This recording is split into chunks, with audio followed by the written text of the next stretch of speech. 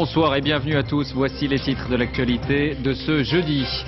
Les interrogations après le meurtre d'une jeune serveuse de 21 ans près de Royan. 2 hommes ont été mis en examen. L'un d'eux avait déjà été condamné pour viol et tentative de meurtre.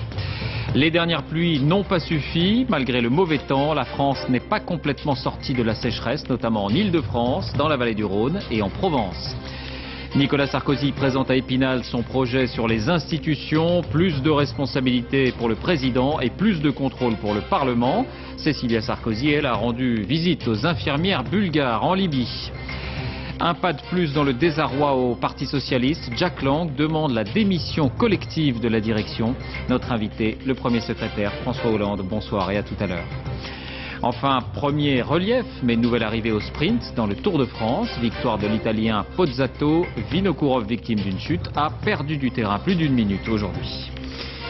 Et avant de développer ces titres, ce spectaculaire progrès médical. Pour la première fois en France, une équipe de Tours est parvenue à détruire des tumeurs de l'utérus grâce aux ultrasons, donc sans opération chirurgicale. Il s'agit de fibromes. 1 femme sur 4 est concernée. Reportage Nathalie Sapena, Daniel Lévy. Voici le bloc opératoire du 21e siècle. Pas de scalpel, pas de bistouri, pas de sang, mais une IRM dernière génération et des médecins derrière des ordinateurs. Cette patiente souffre d'un fibrome qui déforme son utérus, une grosse tumeur non cancéreuse de la taille d'un pamplemousse. Ça va comprimer la vessie, ça va comprimer donc les organes de voisinage et entraîner des douleurs. Pour la première fois en France, cette femme a bénéficié ce matin d'un nouveau traitement par ultrasons. Des ultrasons qui se concentrent sur un point précis à l'intérieur de la tumeur. Là, la chaleur grimpe à 85 degrés sans abîmer les autres organes. On continue là, le traitement, on monte un tout petit peu la température. Donc ça va, ça se passe bien? Elle répond en levant le doigt, car pendant toute l'intervention, la patiente reste consciente et ne ressent pas la brûlure. Il faudra 71 tirs pour détruire les 2 tiers de la tumeur. En bleu sur l'écran, les zones brûlées gagnent du terrain. L'intervention a duré près de 3 heures. Un grand soulagement d'être sorti du tunnel parce que là ça commence à devenir un peu pesant, mais voilà, c'est tout. Pas de douleur? Pas de douleur, non, non. Pas de chaleur? Rien du tout. Jusqu'à aujourd'hui, la seule solution possible pour cette patiente aurait été l'ablation de l'utérus. Une mutilation douloureuse impliquant 6 semaines d'arrêt de travail. Là, Michel Descriaux quitte l'IRM sur ses 2 pieds. Elle rentrera chez elle demain. L'émotion et la polémique ce soir à Saint-Sulpice de Royan. Il y a un peu plus de 2 mois, Jennifer, une jeune femme de 21 ans, a été trouvée morte, son corps partiellement brûlé. Eh bien, je vous le disais, 2 hommes viennent d'être mis en examen.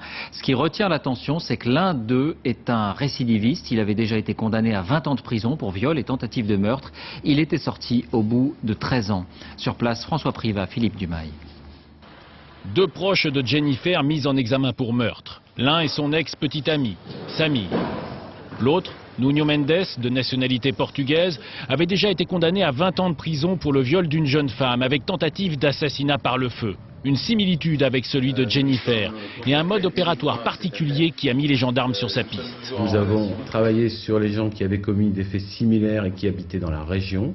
Il y avait effectivement suffisamment d'éléments au bout de ces 2 mois pour pouvoir placer en garde à vue ces 2 personnes. Expulsé vers Lisbonne à l'issue de sa peine de prison en 2003, puis une 2e fois en décembre dernier, le ressortissant portugais devenu clandestin ne faisait l'objet d'aucun suivi médico-judiciaire. Le problème, c'est qu'on est sur un arrêté ministériel d'expulsion qui peut être pris lorsque l'étranger présente, et c'était le cas puisqu'il avait été condamné à une peine élevée par la Cour d'assises de Paris, qui peut être prise lorsque le condamné présente un danger pour l'ordre public.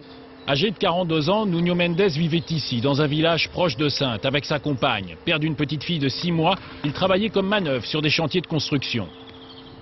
Jamais il a dit la raison pour laquelle il avait été en prison. C'était braquage de banque, des trucs comme ça. Voilà, bon, on a dit, après tout, son passé c'est son passé. Il avait le droit à refaire sa vie, quoi. À Muron, bourgade charentaise dont était originaire Jennifer, cette double arrestation est une bonne nouvelle. Celui qui lui a fait ça, il faut qu'il soit puni. Ce sera un soulagement pour tout le monde, je crois. Peut-être qu'après on pourrait faire son deuil. Actuellement, les enquêteurs n'ont pu reconstituer le film du crime.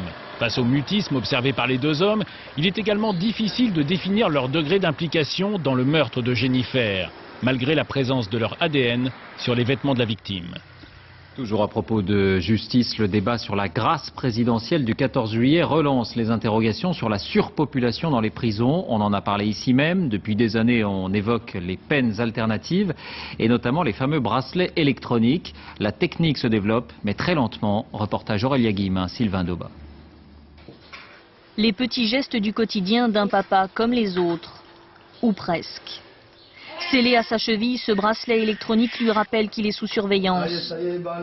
24 heures sur 24. Un condamné chez lui, en famille, loin de la prison. Oh, oui. Pour un mec qui ne veut pas retourner en prison, ça c'est une chance. On lui laisse la chance de ne pas pouvoir y aller, de pouvoir se rattraper, de trouver un travail, de rentrer dans le droit chemin. Donc chaque jour qui passe, chaque jour que j'ai le bracelet, j'essaye de faire du mieux possible, d'aller au boulot, de me lever le matin. C'est une très bonne solution parce que je vois notre enfant, il a 4 mois, donc ça veut dire que là, il serait pas avec nous, il l'aurait pas vu grandir. Condamné à 1 an de prison ferme pour plusieurs délits, il a pu bénéficier du bracelet, mais sous plusieurs conditions. Un domicile fixe, un abonnement téléphonique spécifique et à ses frais, mais surtout, lui qui aujourd'hui travaille à temps plein, a dû démontrer qu'il pouvait respecter les règles. Comme ça, rentrer 19h tous les soirs alors qu'il y en a plein qui sont dehors en train de s'amuser, ça aurait été quelque chose de spécial pour moi, mais au jour d'aujourd'hui, il faut grandir, il faut avancer dans la vie, donc je fais avec. Malgré son efficacité dans certains cas, le bracelet électronique a du mal à s'imposer. Voté en 97 mais réellement appliqué depuis 2002, la mesure commence seulement à prendre son envol. 997 bracelets étaient en circulation au 1er juin 2005, plus de 2300 aujourd'hui. On est encore loin de l'objectif fixé. Ce n'est pas le matériel qui manque mais les hommes pour enquêter sur les candidats et les surveiller. L'important, si vous voulez, surtout, c'est d'avoir des conseillers d'insertion de probation qui peuvent mener leur enquête dans des délais normaux et qui peuvent mener des enquêtes de qualité, des personnels de surveillance qui sont affectés à cette mesure. C'est tous ces personnels absolument indispensables pour la réalisation de cette mesure qui manquent aujourd'hui. Le bracelet électronique a un argument, son coût, 6 fois moins cher que la prison. Mais attention, disent les juges, ce n'est qu'une alternative parmi d'autres à l'incarcération. En bref, encore à propos de justice, un terrible drame familial à Montélimar. Un père de famille a reconnu avoir noyé ses 3 enfants de 4, 6 et 12 ans dans sa maison. Un drame lié vraisemblablement à un divorce difficile. L'homme refusait de voir partir ses enfants chez leur mère, d'après les enquêteurs. Et puis la fin de l'instruction dans l'affaire de l'explosion de l'usine AZF qui avait fait 30 morts à Toulouse et plusieurs milliards d'euros de dégâts. Au final, et après 6 ans d'enquête, une personne devra en répondre devant la justice. L'ancien directeur de l'usine, Serge Bichelin, renvoyé devant le tribunal correctionnel, ainsi qu'une personne morale, la société Grande Paroisse, filiale de Total et propriétaire de l'usine. La réunion du comité sécheresse, pour beaucoup, ce sera sans doute une surprise. Malgré le mauvais temps de ces dernières semaines, la vigilance reste de mise. Tout n'est pas réglé. Les nappes phréatiques étaient à un niveau si bas que les pluies abondantes n'ont pas suffi à les remplir totalement, notamment en Île-de-France et en Provence. Nicolas Châteauneuf, Édouard Perrin. C'est une scène d'été qui se faisait rare. Le long de l'Arc, près de Marseille, les cigales chantent, le ruisseau s'écoule lentement. Mais pour combien de temps? Les pêcheurs s'inquiètent. Là, tous les jours, ils descendent de 3 cm. Parce que les arbres sucent, le soleil, le vent. Et c'est tout le paradoxe. Les derniers mois ont beau avoir été très pluvieux, les nappes phréatiques profondes n'en ont pas beaucoup profité. La faute à la végétation qui absorbe l'eau en surface et à l'évaporation. Sur les cartes du comité sécheresse, on voit que le mois de juin a été très humide. Ce sont les zones en bleu. Mais si l'on regarde depuis 1 an les pluies qui pénètrent dans le sol, la situation est plus contrastée. Les nappes phréatiques des régions parisiennes et lyonnaises souffrent particulièrement. Pour la secrétaire d'État à l'écologie, la vigilance est donc de mise. C'est pas parce qu'il pleut qu'il n'y a pas de problème, c'est pas parce qu'il pleut qu'il ne faut pas faire attention, et c'est pas parce qu'il pleut qu'il ne faut pas réfléchir à la suite et réfléchir à des systèmes plus économes en eau, tout simplement. Aujourd'hui, 10 départements seulement connaissent des restrictions d'eau. C'est mieux que les années précédentes, mais la situation pourrait rapidement se dégrader. Jusqu'à maintenant, les agriculteurs n'ont pas vraiment eu besoin d'irriguer. Et ce mauvais temps, cette pluie touche aussi le reste de l'Europe. Image ici de la Roumanie qui a connu la canicule il y a quelques jours, on en parlait, et qui est aujourd'hui balayée par des pluies torrentielles et de la grêle. Les orages ont même fait une victime à Bucarest, un automobiliste écrasé par la chute d'un arbre. On en vient à la politique. Nicolas Sarkozy reprend donc le bâton de la réforme. Il était à Épinal ce soir pour évoquer dans un discours solennel la modernisation des institutions. Le chef de l'État a repris les grandes orientations de sa campagne. Il souhaite un président plus actif, mais plus responsable. Sur place, Alix Bouilléguet. Image d'Épinal comme une étape du Tour de France. Derrière les barrières, les spectateurs pressés pour voir surgir le vainqueur du jour, Nicolas Sarkozy. Pour l'Élysée, pas de hasard, mais un symbole, Épinal. Le général de Gaulle avait choisi Épinal pour y énoncer publiquement ses pensées et ses réflexions. C'est ici, il y a 60 ans, que le général de Gaulle a donné sa vision de la République, des institutions fortes et un État efficace. Nicolas Sarkozy semble reprendre le credo. Il ne s'agit pas pour moi, bien sûr, de me comparer à celui qui a libéré la France, à celui qui a sauvé la République.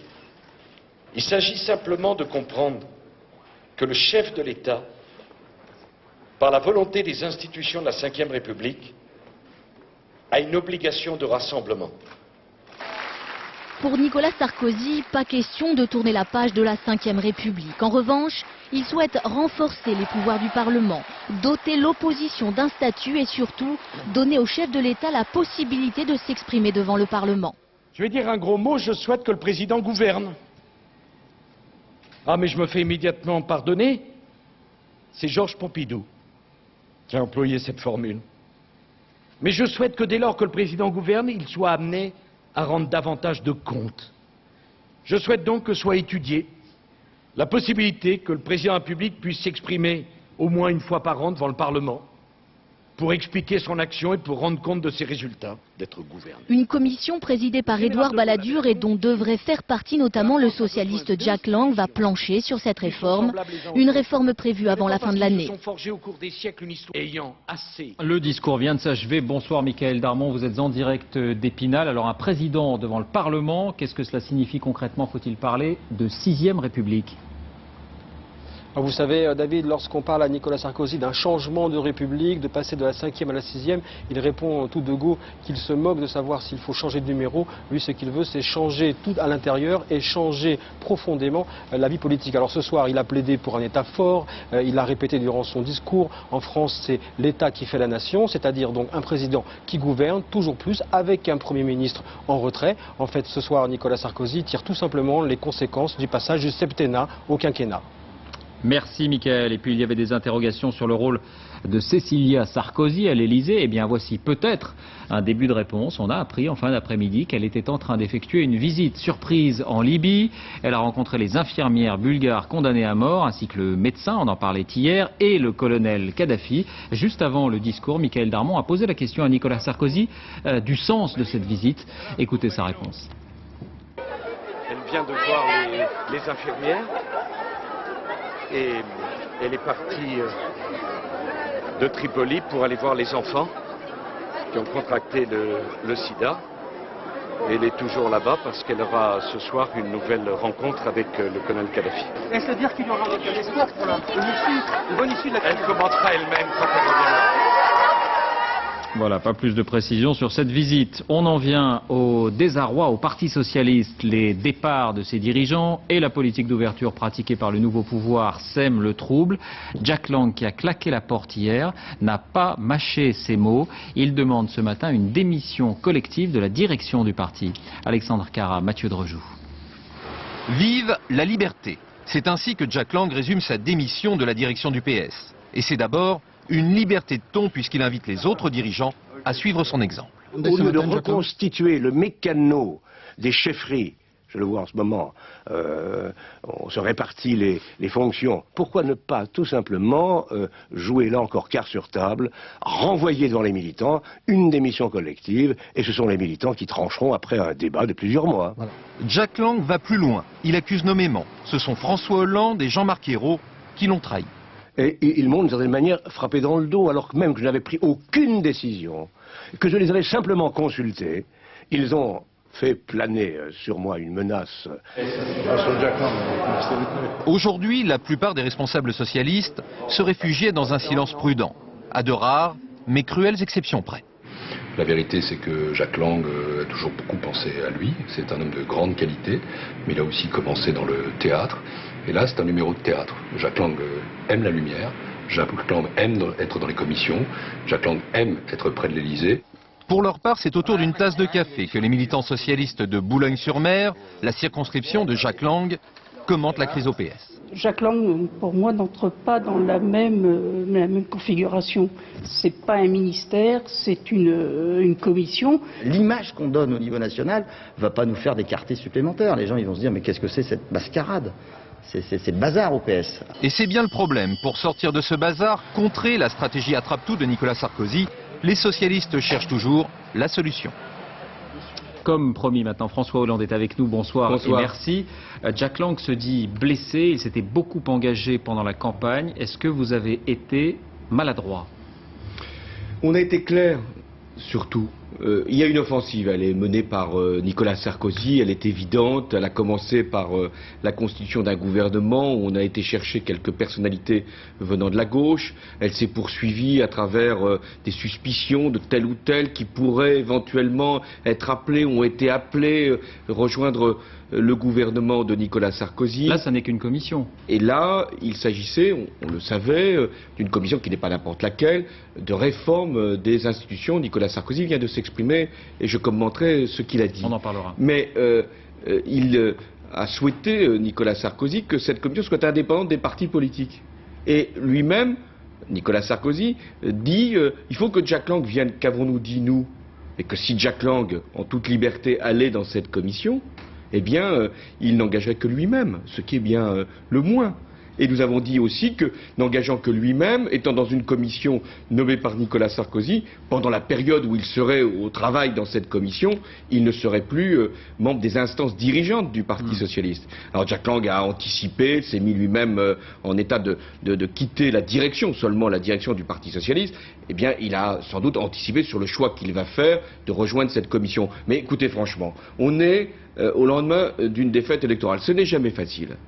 Il faut avoir du sang-froid et de la détermination dans ce moment-là. Le sang-froid et la détermination, ça consiste à dire que le Parti socialiste est une grande force. Plus de 200 députés. Je remercie d'ailleurs les électeurs qui, au second tour des élections législatives, nous ont donné ce mandat.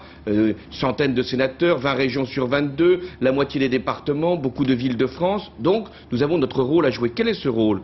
C'est un rôle d'opposition, c'est normal.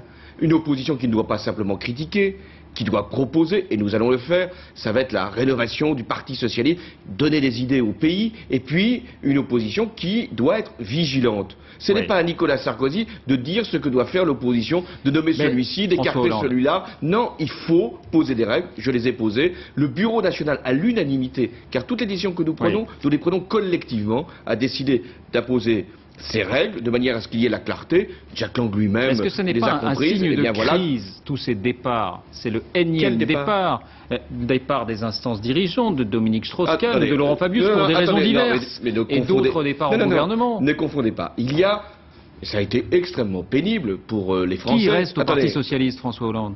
300 000 adhérents, 204 députés, beaucoup de sénateurs, de nombreux élus, et puis beaucoup d'électeurs qui regardent le Parti socialiste, quelquefois avec inquiétude, je peux les comprendre, et qui se disent, c'est la force qui doit permettre l'opposition. Vous n'êtes pas inquiet? Je pense qu'il y a un moment où il faut... Vous n'êtes pas troublé? Non, il faut un moment savoir ce que l'on veut, et tenir bon. Vous évoquez ceux qui sont partis dans le gouvernement? Très peu. Mais déjà trop, et c'est inadmissible, c'est inacceptable de commencer par faire une campagne pour Ségolène Royal, de finir dans le gouvernement de Nicolas Sarkozy, ça n'honore pas la politique. Ensuite, il y a ceux qui pourraient accepter une commission. Je ne sais pas ce que fera Jack Lang, je crois qu'il va aller dans cette commission, nous ne l'écartons pas, loin de là, nous lui disons, pendant ce temps-là, vous êtes suspendu. Et puis, il y a Dominique Strauss-Kahn, vous avez évoqué son nom, qui lui est porté c'est un cas de figure différent. C'est tout à fait différent, et donc ne faisons pas l'amalgame, qui est porté par les chefs d'État et de gouvernement, cette candidature, nous l'avons soutenue. Et donc nous, notre attitude, c'est de servir l'intérêt général. Chaque fois qu'on nous propose un débat, prenons l'exemple de Nicolas Sarkozy ce soir. Il donne sa philosophie sur les institutions, c'est la philosophie gaulliste, et lui il l'accentue vers ce qu'on pourrait appeler plus de pouvoir. Une dérive présidentialiste. Plus de pouvoir pour le président de la République. Et plus de contrôle du président néanmoins, aussi. Il ouvre un débat en disant, est-ce qu'il peut y avoir sur certains points, statut de l'opposition, renforcement des droits du Parlement? Eh bien, parlons-en. Puisqu'il doit y avoir débat, je souhaite que ce débat puisse avoir lieu. J'aurais préféré d'ailleurs qu'il ait lieu dans une commission où l'ensemble des partis politiques ait été représenté. Ce n'est pas le cas. Vous approuvez certains de ces éléments, François Hollande, qui sont présentés ce soir? Pour l'instant, il n'a pas été très précis. La seule information précise qu'il ait donnée, ça le concernait lui. C'est-à-dire une éventuelle présence, ce qui serait effectivement une innovation, du président de la République au Parlement. Pour l'instant, ce n'est pas possible. Mais finalement, il a été précis sur ce qui le concernait et relativement général, c'est normal, puisqu'il va y avoir un débat sur ce qui concernait le Parlement. Eh bien, nous avons plusieurs mois pour permettre que ce débat existe. Et je veux le dire, le Parti socialiste fera ses propositions et de renforcement des droits du Parlement et de droits des citoyens, droit de pétition, droit de contrôle, droit aussi de saisir le Conseil constitutionnel. Nous ferons nos propositions pour que le débat puisse avoir lieu et être en transparence et en clarté. Je reviens pour terminer sur cette question politique. Est-ce qu'il n'est pas en train de réussir à déstabiliser le Parti socialiste, Nicolas Sarkozy ? Qu'il s'y essaye, je crois que c'est clair depuis le début. Eh bien, il n'y parviendra pas parce que les socialistes que je représente posent des règles, fixent des principes et savent où ils vont. Où ils vont, ce n'est pas dans une opposition qui serait stérile, qui serait simplement de se caler là, presque en effroi par rapport à ce qui se fait. Mais quand on voit ce qui a été voté aujourd'hui, ce qu'on appelle le paquet fiscal, 13 milliards d'euros de cadeaux pour les plus favorisés, et 25 millions d'euros pour le revenu de solidarité active, ça signe une politique. Et quand on est devant cette politique, on peut se dire que le rôle du Parti socialiste, c'est bien sûr de la critiquer, c'est d'en proposer une autre. Et ce que je veux vous dire ici, c'est qu'on le fera. Et qu'on renouvellera autant qu'il sera possible les générations, qu'on rénovera le Parti socialiste, mais qu'il sera là. Merci François Hollande d'avoir répondu à nos questions. Un rapport de la Cour des comptes très sévère pour les finances publiques. Il concerne la fraude fiscale. Seul un tiers des condamnations, des redressements, des amendes sont effectivement payés. Sur les 12 milliards réclamés, un peu plus de 4 seulement ont été encaissés. Vincent Fourcade, Abdelzouyesh. Le fisc a bien du mal à se faire payer. C'est la Cour des comptes qui l'affirme. En 2004, sur 12 milliards d'euros de redressements fiscaux, à peine 4 milliards sont arrivés dans les caisses de l'État. Cela veut donc dire que 8 milliards manquent toujours à l'appel. Même constat pour les amendes. Quand l'État réclame un total de 1,6 milliard d'euros, il n'en reçoit qu'un tiers. Pour les sénateurs qui ont commandé ce rapport, l'explication serait toute simple, l'impôt est géré par beaucoup trop d'administration. C'est largement un problème d'intendance, de logistique, parce que notamment les systèmes d'information ne sont pas compatibles les uns avec les autres. Il y a les douanes et les droits indirects, la Direction générale de la comptabilité publique, la Direction générale des impôts. Autre explication, celle des agents des impôts. Selon eux, se faire payer peut tout simplement prendre plusieurs années. Vous avez des contribuables qui contestent leur imposition, qui ont des difficultés économiques et qui demandent un étalement de paiement ou qui organisent leur insolvabilité. Donc c'est vrai que c'est pas facile, un peu après le contrôle, quelques mois voire un an après, eh bien d'aller recouvrer l'impôt. Au palmarès de la fraude, toujours numéro 1, le secteur du bâtiment. 29% des plaintes. Numéro 2, le commerce, puis les services. En France, en 2006, ce sont les agriculteurs qui ont été les plus vertueux, car l'essentiel de leurs revenus provient de subventions publiques. À l'étranger, l'armée libanaise reprend ses bombardements sur le camp palestinien de Nar el-Bared, dans le nord du pays, où sont retranchés les islamistes du groupe Fatah el-Islam.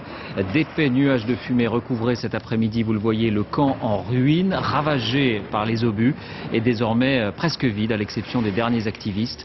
Le gouvernement parle de bataille finale. Aux États-Unis, les autorités sonnent l'alerte contre une curieuse invasion, celle d'une variété de carpes venues de Chine. Au départ, quelques dizaines d'entre elles avaient été introduites dans les rivières. Aujourd'hui, elles sont des millions, elles ont remonté le Mississippi et menacent maintenant l'écosystème des Grands Lacs. Envoyés spéciaux Alain Chalvron, Aaron Diamond. Étrange balai sur la rivière Illinois. Ce bateau semble comme attaqué par des poissons volants. Et ça n'est pas si loin de la réalité. Ces poissons sont des carpes asiatiques venues du Yangtze-Kiang en Chine. Elles sont extrêmement agressives, surtout quand on leur envoie des ondes électromagnétiques. Agressives et conquérantes. Ce sont les 1 des rivières. Après elles, plus rien ne repousse.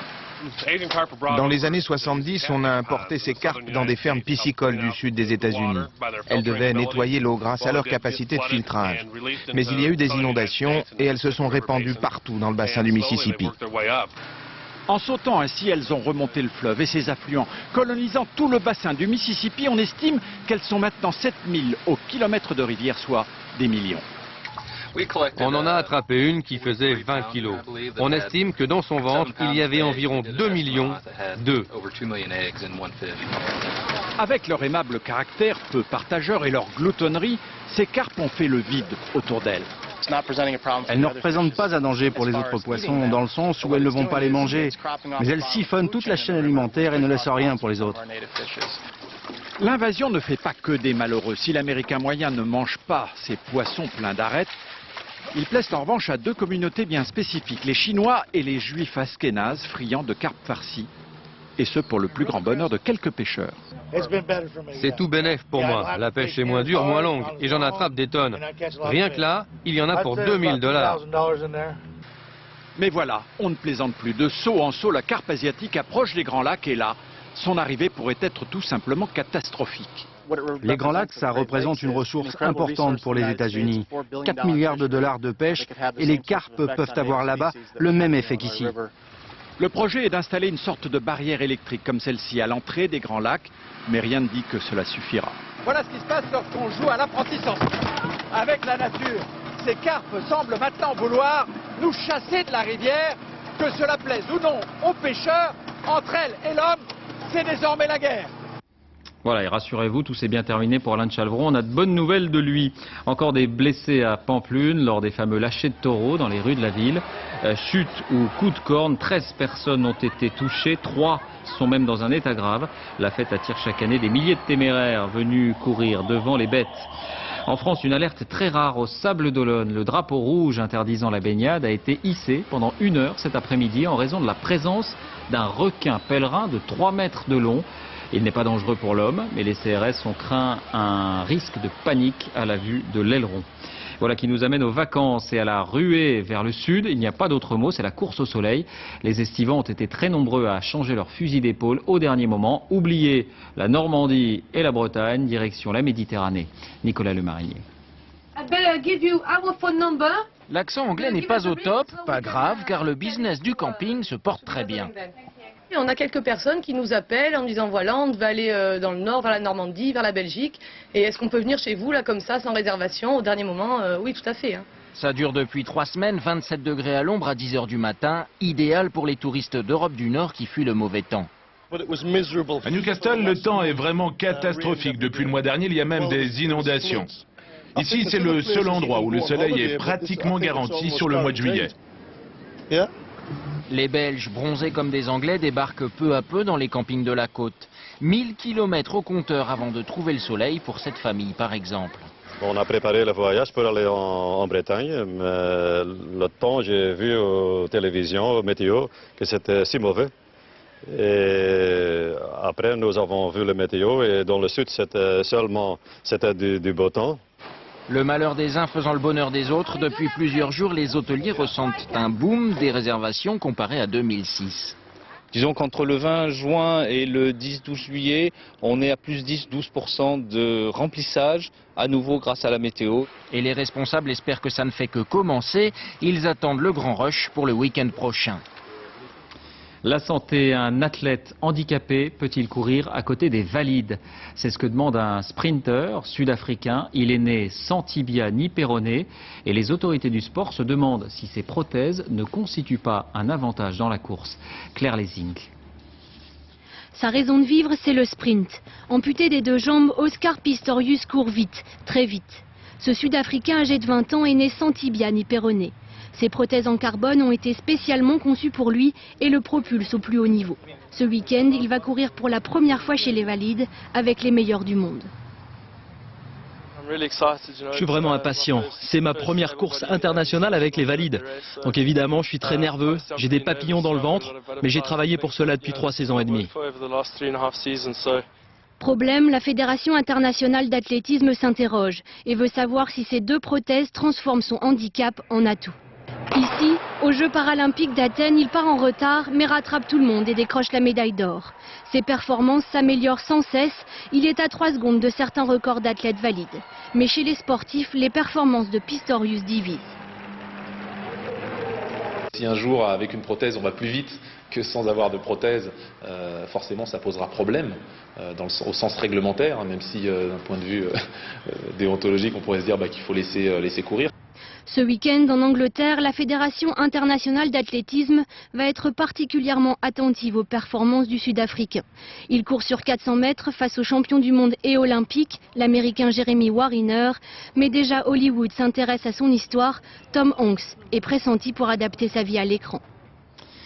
Sport, le Tour de France, les premiers reliefs sont là, mais c'est une nouvelle arrivée au sprint. Victoire de l'Italien Pozzato, Vinokourov, victime d'une chute, et c'est l'un des favoris, a perdu du terrain. Nathanaël Dorinx, Chloé Lecomte. Studieux, les coureurs de l'équipe Cofidis écoutent les consignes, les yeux rivés sur le plan du parcours. Aujourd'hui, le terrain est propice aux attaques. Ils doivent faire attention à ne pas rater la bonne échappée. Pour faire la course, et d'entrée de jeu tout de suite, on est sur le qui-vive, grande vigilance. Aujourd'hui chez Cofidis, le plus vigilant, c'est Sylvain Chavanel. Échappé hier, le revoilà aux avant-postes. Avec 3 autres coureurs, sur cette route de moyenne montagne, il distance ce peloton, mais l'avance des fuyards fond au fil des kilomètres. C'est monté très vite à 15 minutes, mais après, pratiquement un coureur de chaque équipe a mis quelqu'un pour aller rouler devant. Et pour la 4e fois de la semaine, les échappés échouent à quelques kilomètres du but. Cette étape du Tour aurait pu ressembler à celle des derniers jours s'il n'y avait eu cette chute d'Andreas Klöden, un des candidats à la victoire finale. Cancellara, le maillot jaune, n'est pas tombé, mais il a raté un virage et s'est fait une grosse frayeur. Une seconde d'inattention et le Tour peut s'arrêter.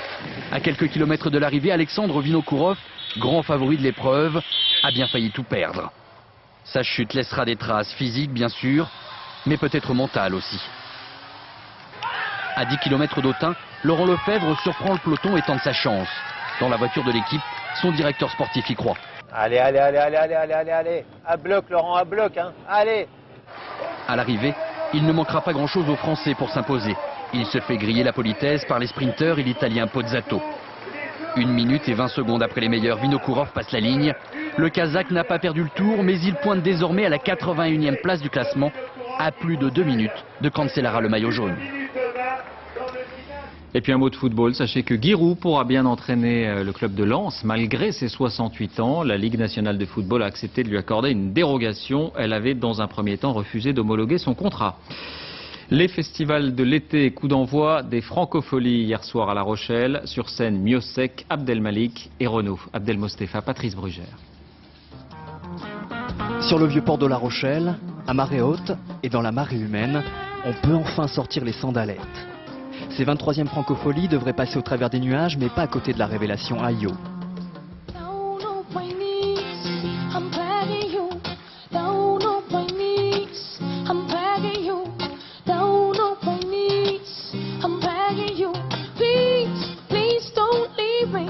En payant, on a eu 60 000 spectateurs l'année dernière et je pense qu'on en aura plus cette année. Je ne vais pas faire de pari, on en parlera le dernier jour, mais je crois qu'on peut faire un beau score, surtout si le temps, comme ça, est avec nous. Dans les coulisses de ce festival très couru, Escarpin est tailleur de rigueur pour la ministre de la Culture et Ségolène Royal. Plus loin, c'est Basket et Santiago. L'un a de la bouteille, l'autre a soif d'expérience, mais leur présence à tous les deux coule de source. Le métier, de faire entrer le métier aussi.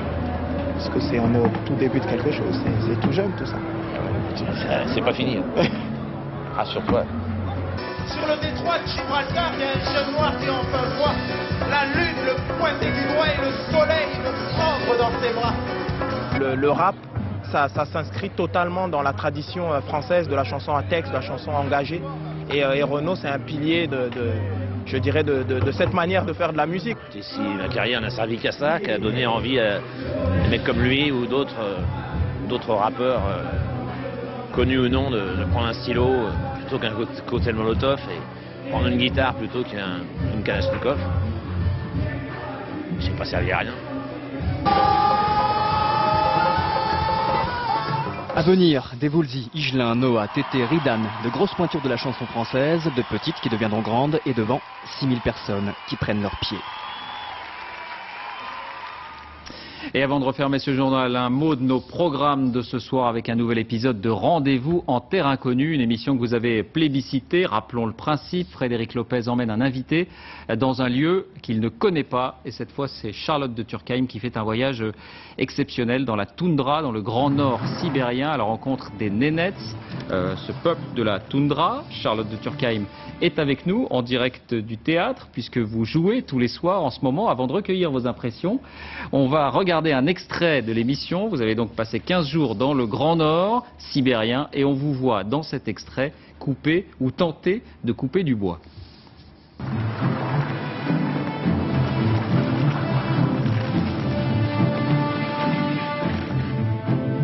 Les Nénets installent leur campement en priorité près d'une rivière. Pour le bois, il faut souvent parcourir plusieurs kilomètres en traîneau. Une équipée qui n'est pas pour déplaire à Charlotte.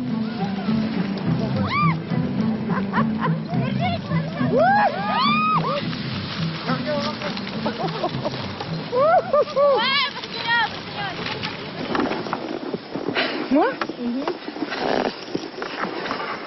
Je sais pas si je suis très douée, hein. Moi, avec ça... Oui, chasse rubit bouilloum. Je suis pas du tout à ma main, là aussi.